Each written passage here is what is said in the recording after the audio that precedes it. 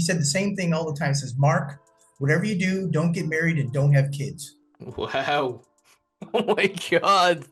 Well, another thing that comes up, a lot of people, it's natural. They think I'm gay or something, but I'm not because I'm well groomed and I'm meticulous and I'm well dressed, and they never see me with a woman for the most part. So I guess I just haven't found the right one. I haven't found one that's just cool. I don't want any drama. I just want peace.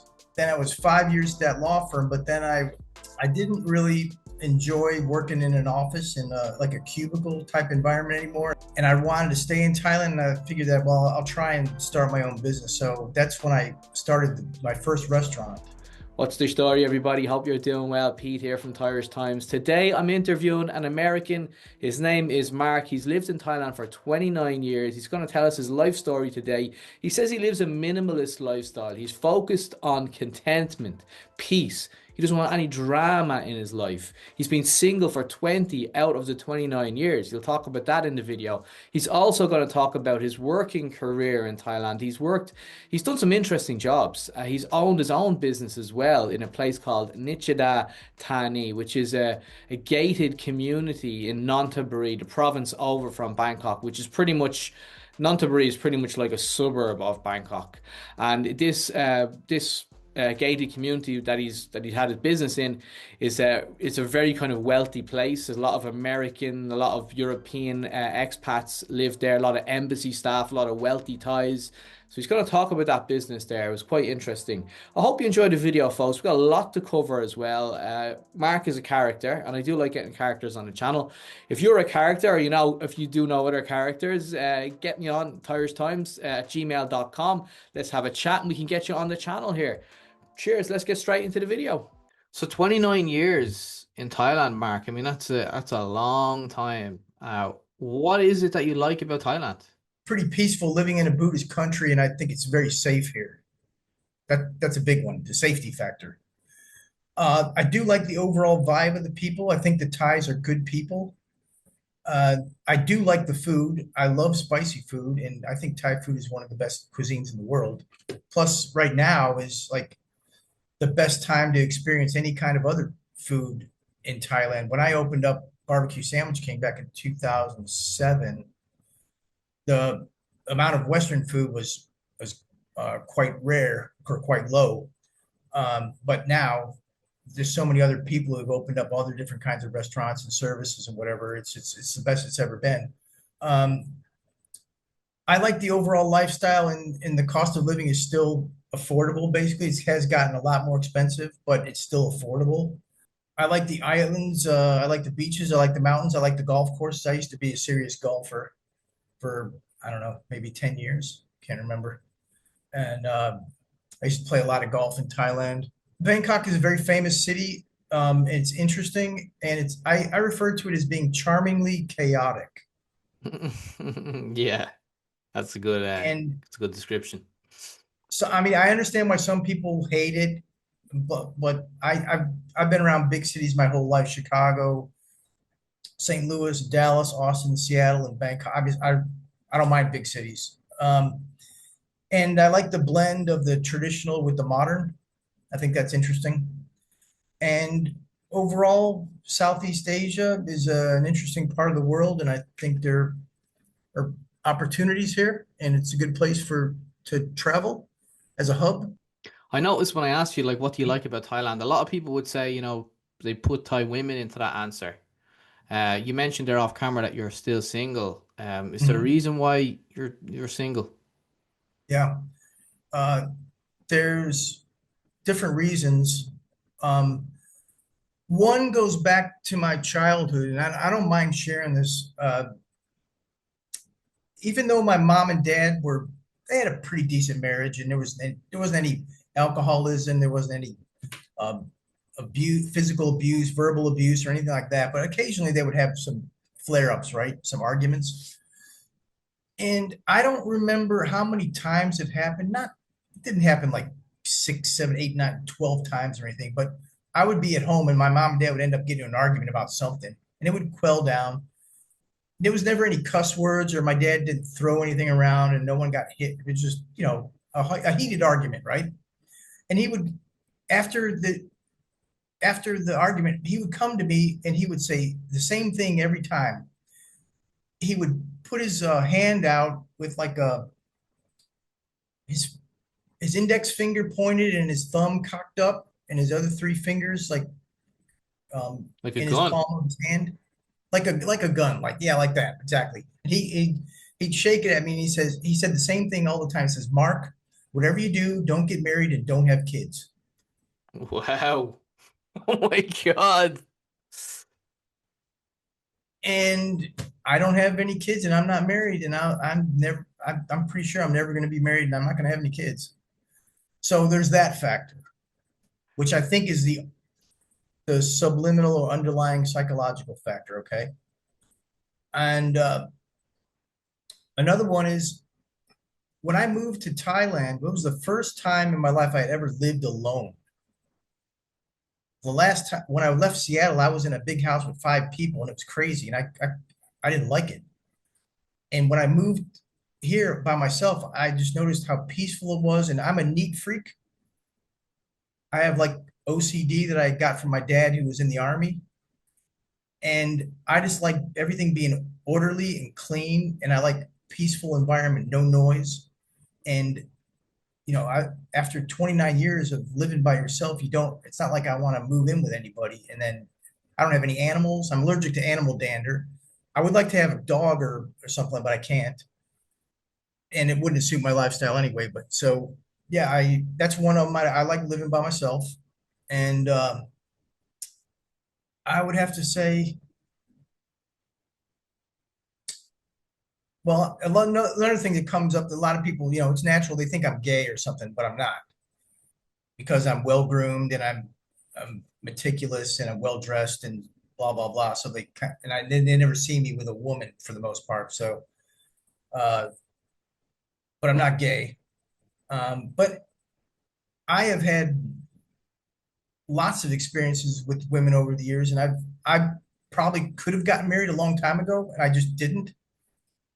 And that was the last real girlfriend I had was like over 20 years ago.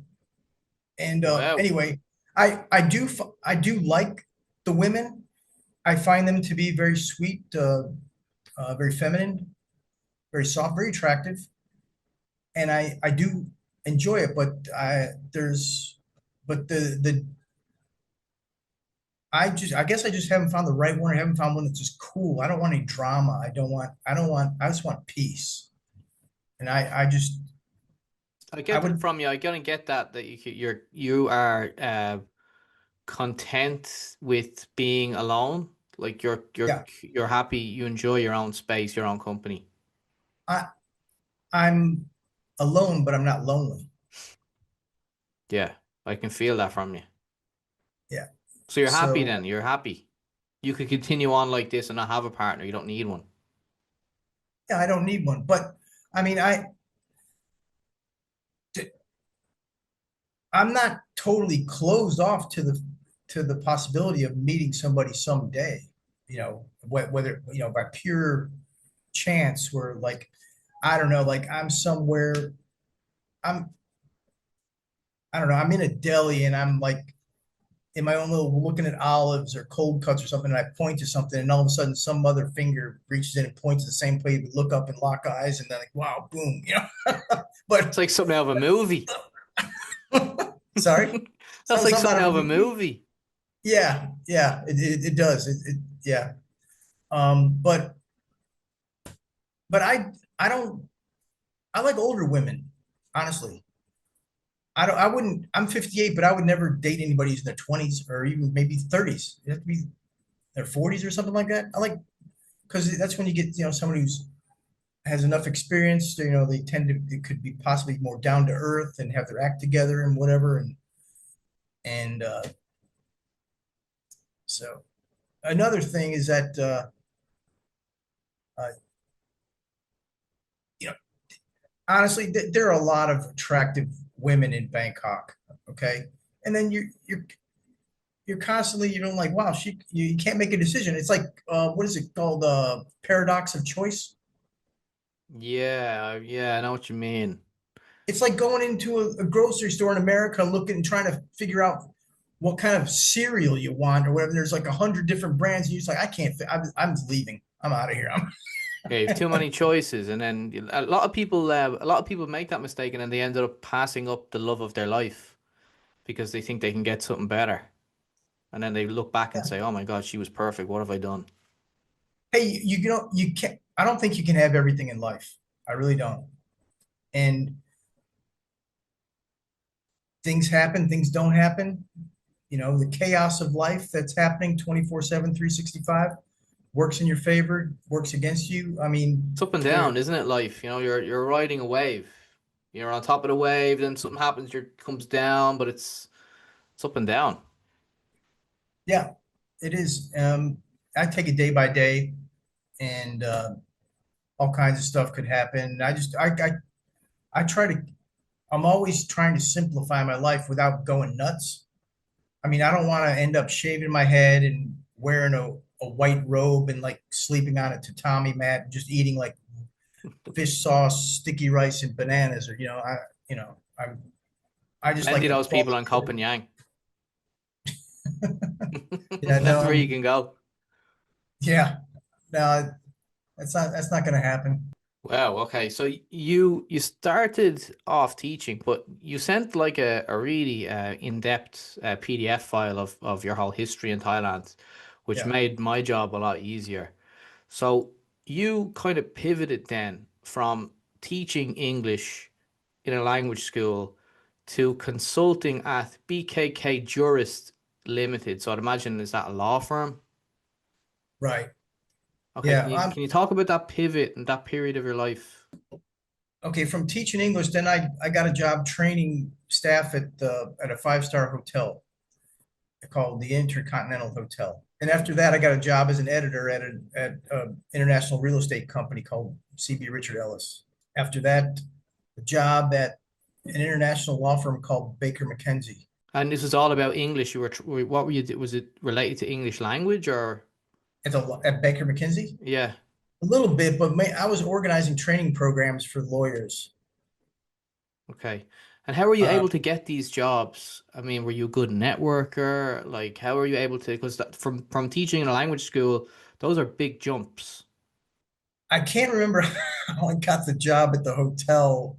That I think I might have answered an ad in the Bangkok Post, but then I did answer an ad in the Bangkok Post for a job as the editor at the CB Richard Ellis. Then after that, I was actually the apartment I was living in. There was some people that knew a guy that was living in the same building that I had never met before for some reason, and I slipped a resume underneath his door, and I eventually got heard back from the law firm saying that thanks but no thanks. And time went on, and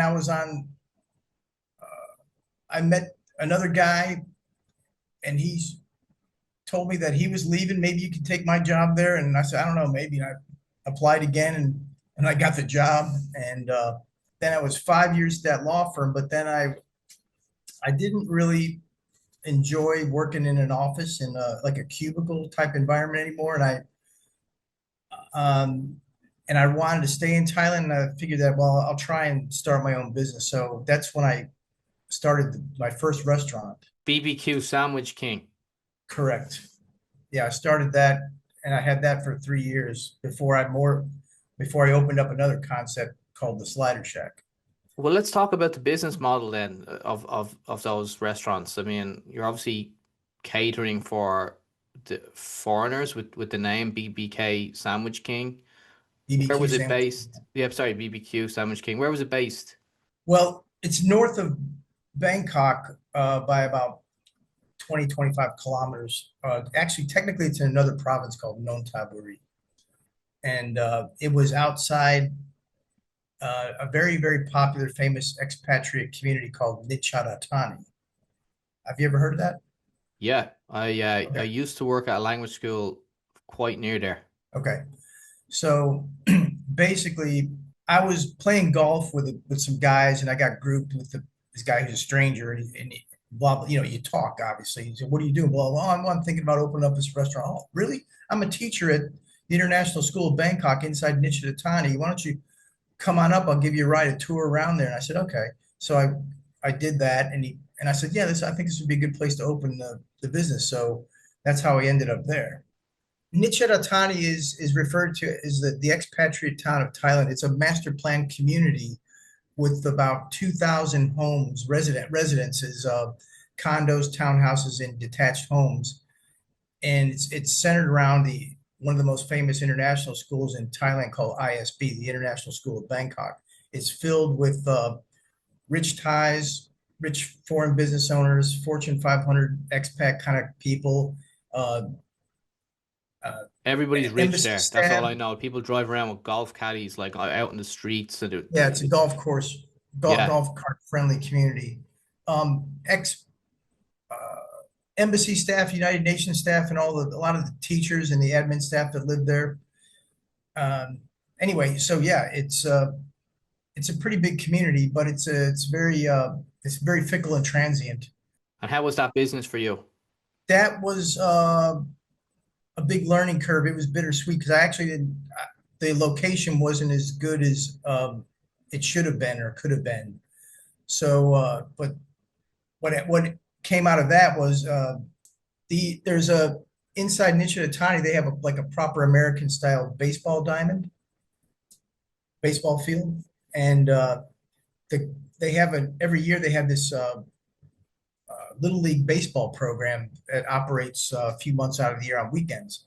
So the people who run it came to me and said, blah blah blah. There's a concession stand built next to the grandstand.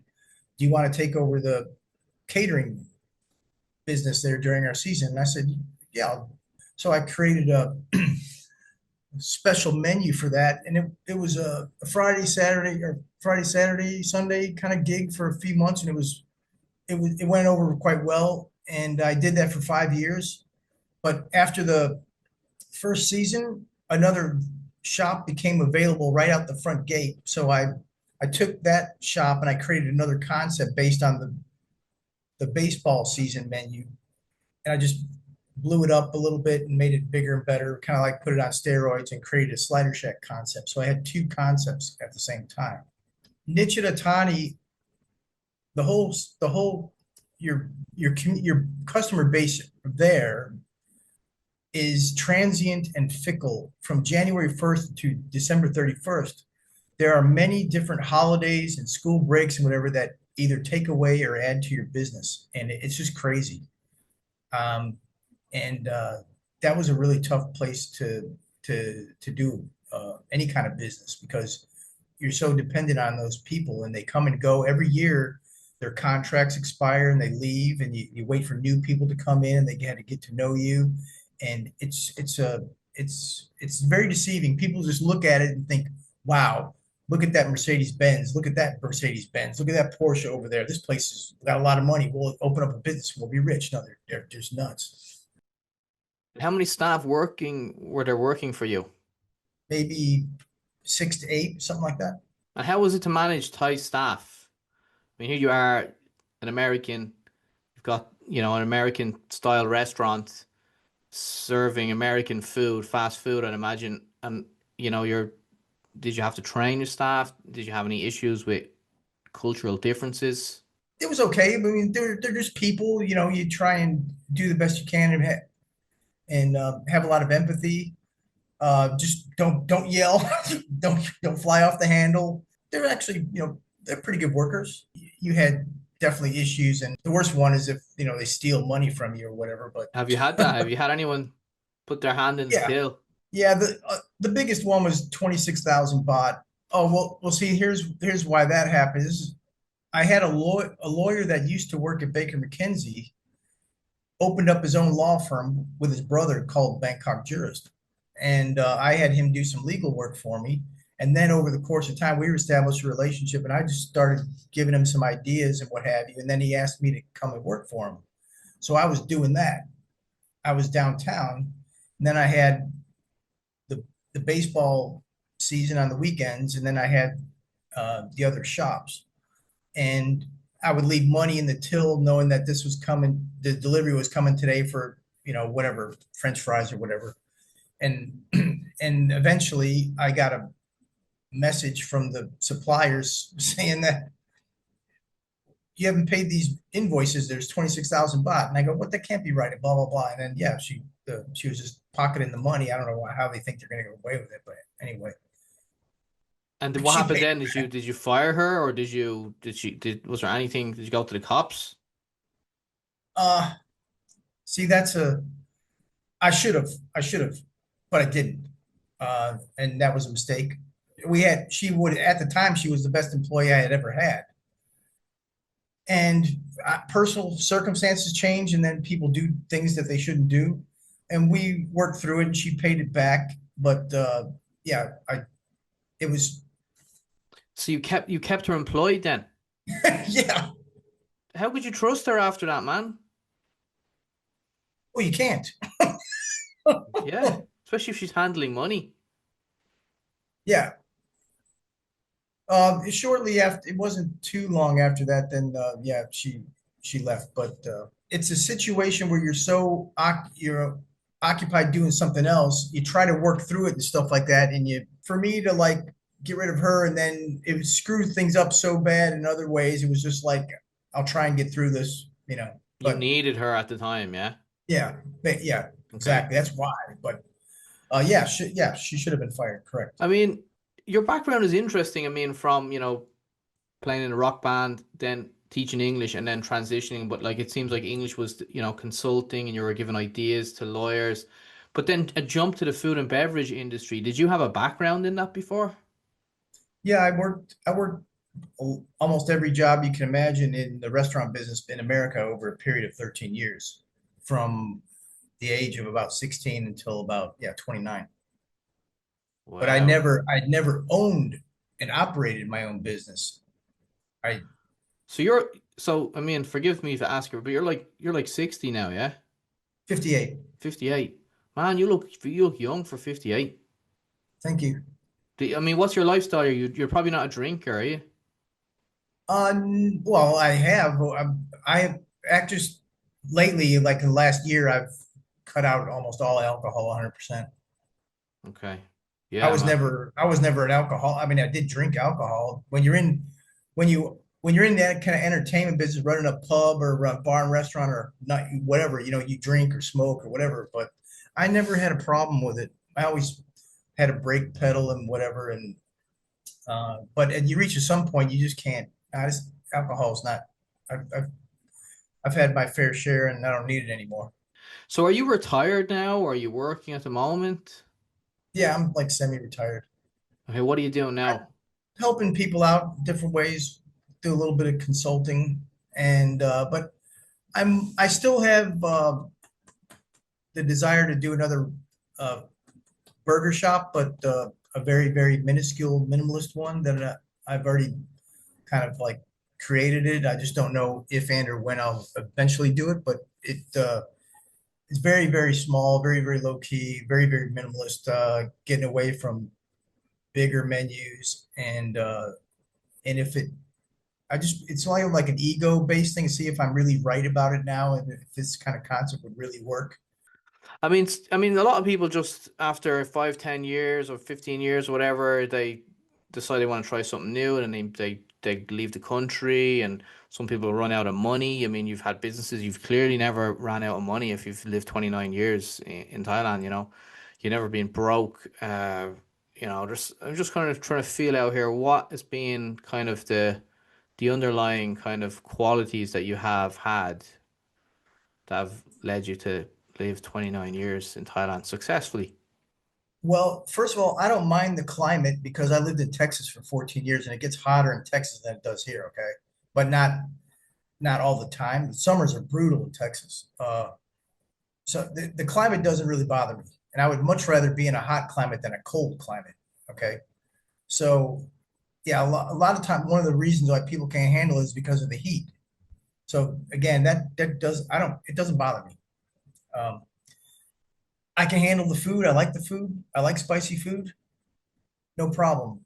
Um, I've been able to be curious enough to read enough about Thailand, ask questions, learn the language to a certain degree. um, and to be able to form relationships with decent people. And you have to swallow a lot of, I don't say swallow pride, but you have to be humble. When you first come here, you might think as a Westerner, oh, I'm from this country, I'm superior, and all this stuff. And then after a while, it's like, this is stupid. This is wrong. You cannot think like this. I mean, I I don't care. I've dealt with all different kinds of people, Thai people, from the guy who's collecting bottles, you know, outside the apartment or whatever, to some executive in some whatever. And I'm just a I'm just a normal guy. I'm I have a 50% serious side to me, and I have a 50% funny, kind of goofy side to me. I don't know. I could be twice as successful if I wasn't so serious on my 50% side. Well, I can tell you what I think just after spending 12 years in Thailand, that the Yeah.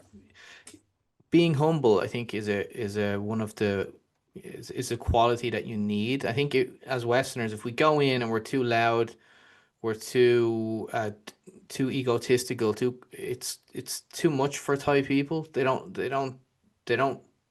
do well. They don't react well to a Westerner who thinks he knows everything. You have to kind of hold back, bite your tongue, and some situations not speak instead of talking too much, and being humble and not having an ego. I think the people that seem to have lasted the long period of time, over 10 years, seem to be kind of, from my experience, calmer, willing to accept Thai culture. This is how it is here. They don't have this resistance where, like, oh, look, they're riding a motorcycle on the footpath. Like, this is, what are you doing? Like, they're not always causing arguments and causing. They let go of, they don't resist. And I think those people are the ones that I can kind of see that in you as well. You're calm. I can't see you as being too argumentative with Thai people. If you're running a business, I could see you being like, leading with it, with a kind of a good heart, and not criticizing too much. So I can kind of get that from you. But we've only spoken today for the first time, so I could be wrong, but this is just kind of what I feel at the moment. So yeah, I mean, I've experienced that as well. It's just the people that only last a couple of years are the ones that they just resist. It's done. Why are you doing it this way? This is the way. Our way is the better way of doing it. What are your future plans, Mark? Do you see yourself staying in Thailand for the foreseeable future? You're 58 now, so I mean, you're getting on a bit in years. Could Is Thailand home for you for the rest of your life? Probably it's almost like my destiny to be here. It's funny to think about it, but there was this woman back from my childhood who used to babysit me and my mom's friend, quite a bit younger than my mom. I kind of had a crush on her, and but she actually looks like a, a particular kind of Thai woman here, but she's not Thai at all. And it's almost like it's because of her. That's kind of like how I ended up here in a way. I, there's a little bit more to it than that, but I don't know how much stock I should really take in it, but it's an entertaining thought. I came across a picture of this parade, and this one particular woman who was almost like she could be like almost like a twin sister to this woman, and I just found her very, very attractive. I this is at a picture. I never saw the parade or anything. I don't know this person, but and I don't know. There's just like What do you mean by what that, Mark? What do you mean? Like, you're talking about this older woman? Like, is that kind of something? I mean, what do you mean? I'm just curious. it's almost like when that happened to me at such a young age, and it's kind of like drifted around throughout my entire life. And then when my friends asked me to go to Asia with them, we came here for the first time on Valentine's Day. And out of all the countries we visited, I enjoyed Thailand the most.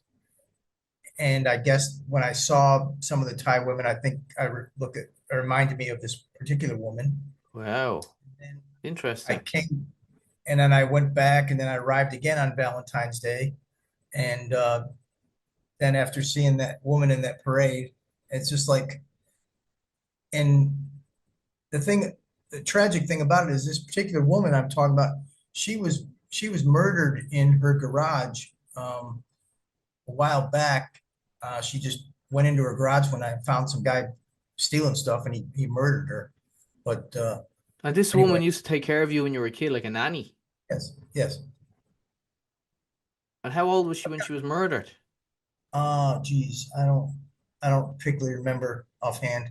So you're saying kind of you feel like it's destiny. It was written in the stars that Mark was born and he was going to go to Thailand and live there the rest of his life. Not not before I was born or anything like that, but probably when I met the woman who used to babysit me, maybe. It's interesting that you mentioned two things from like your early childhood.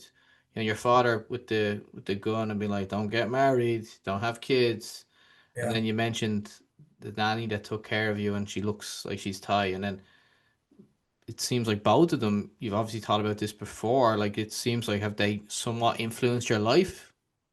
I would have to say so. Yeah, I mean more so with my dad telling me never to get married, never have kids. Plus, That's but such an interesting thing for a dad to say to a kid is arguing with his wife. Oh yeah, that's and what did your mother ever hear him say that? probably she was probably in the house. Yeah, I think so. Yeah. But the thing is that I never. A lot of people laugh at it, and some people kind of get sad and kind of like, oh my God, I can't believe, I Yeah, I mean it's every time sad. he It's did sad. well, It's kind of funny as well. well, every time he did that though, I would just go, I was kind of like silent and just looking at him dead in the eye, and I never said why, Dad, or can you tell him, nothing. I was just like, okay, but he Yeah, I wasn't a mean, bad. I mean, my mom and dad were pretty good parents, despite everyone's got flaws, but uh, but he was just probably like, like, oh God. He was probably like, oh, women, like, that kind of like, oh my God, I can't believe she's giving me so much shit. Ah, son, don't ever do it. Don't make the mistake I made. Is no, that kind of what he was thinking? no, the only time he ever said anything bad like that was when he had an argument, and the argument boiled down. It was never any other time throughout normal life at all. If I ever traveled with him, worked together with him, anything like that, it was never anything about nothing. My dad was a hardcore conservative Roman Catholic guy who was a complete family man. Uh, he was he always he was a butcher by trade, and then when he by the time he retired, he was like a regional sales manager for a big meat packing company. But he was the kind of guy, he's like always the family comes first. You always get everyone else gets the best cuts of meat, and he takes the worst thing. Textbook corporate employee. I mean, just an all around. Church on Sunday, work on Saturday, Sounds Monday like through a Friday. responsible guy. Oh, he was. He's an old school hardcore, you know, kind of like American guy that was, always did the right thing, kind of. Your mother then, did she work or was she a housewife? Um, she always worked too, for the most part that I can remember. Um, she retired as a. She had lots of different jobs, but I think when she retired, she was a teacher's aide or so teacher's assistant in the school district. When was the last time you were back in the States? It's been a while. I think it's about 8 years. I went back for my mom's 80th birthday Do you have any plans to go back? eventually, but not right now. I don't have a ticket. And when you do go back to the West, are you kind of overwhelmed with it? I mean, there's a lot of things going on, and In America, it's changed a lot in 29 years. Well, I'm sure it would be this time around. Based on what's happened in the last 8 years, yeah, for sure. But just the journey, the plane journey itself, that's a 24-hour soap opera. You don't really have much of a desire to go back and just see what things are like. Not really. I mean, I guess I wish I did, but Well, I like how brutally honest you are. It does sound like you plan to stay in Thailand for the rest of your life. I live day by day, and like I don't know, you never know when you're gonna pop your clogs. Yeah, you mentioned earlier that you're alone, but you're not lonely. So are you content? Are you happy? Are you living, as I say, living your best life? No, I'm still trying to always improve, but I'm never, you're only as happy as what you make it for the most part. As long as you have good health and you can't, no one goes around with a smile on their face from the time they wake up until the time they go to bed for the most part. I don't care about being happy. I don't care about being happy. I only care about being content and at peace. And for me personally, I can only do that through a minimalist lifestyle and like cutting out all the excess stuff that I just don't need. Life is difficult for almost everybody, and no one knows what to do. They're always trying to figure it out. No one knows what they're doing for the most part, and I I used to refer to a lot of things. I used to have more of a negative perspective. I call a lot of things bullshit, but I don't. I changed the word to chaos now. Chaos. I I embrace. I have to embrace the chaos of life. Whatever good or bad things come your way, you deal with them. And living a more of a stoic lifestyle to not worry about things that are beyond my control. You're an interesting character, Mark. I mean, here you are living in well, not Bangkok technically. It's Nonthaburi, but it's right on the doorstep to Bangkok. Here you are. You're there, and you're in a land of a lot of people say the land of abundance. Lots of food, lots of women. You can get everything is just abundance of everything. And you said you didn't have a relationship for 20 years. You just you're programmed, I suppose, differently. I mean, you're happy to be single. You're happy to spend time with yourself. It's interesting, It's I'm not going to say it's a bad thing. I'm not going to say it's a good thing. It's just your life, and it's just interesting. I think a lot of people in your position. I mean, Thailand is known for a lot of people go there for relationships. I mean, that's a big reason why people go there. People want to know about the nightlife. They want to hear about, these channels on YouTube and they just all about bar girl stories. And so there is a lot of interest in women. And then here you are in Thailand, you said you haven't had a relationship in 20 years and you're completely happy. I think good for you. It's interesting, it's unique. We don't all have to be the same. We're all created differently, which is perfect. We all do a version of ourselves, right? I don't recommend my lifestyle to anybody. I'm just doing the best I can for me. And I'm still not where I want to be, but that's up to me. And we're in a constant state of evolution, and we should never be the same person we were, last year or that. I, yeah, I'm just doing me. I'm just doing what works for me. And the things that have happened to me in my life ever since I was a kid, where I was born, the parents I had, the family I had, the education I had, the books I've read, the films I've watched, the countries I've traveled to, blah, blah, blah, the religion I was brought up in, and all those things that shape a human being. Those are all unique to that person, wherever they may be. So you know, like I do me, that's all I can do. I can't do anybody. I don't want to do anybody else. That's cool, man. I think we'll leave it there. I mean, that's just the perfect way to end it, man. Thanks very much for coming on and doing it. Glad I could, No, it answer was an some interesting questions. conversation. I enjoyed it. Yeah. Okay. Yeah. Okay, well, I'll finish it off by just saying, uh, everyone watching, leave your comments in the comment section, subscribe to the channel. Thanks very much for watching, and I'll see you on the next one. Cheers. Okay. Cheers. Take care.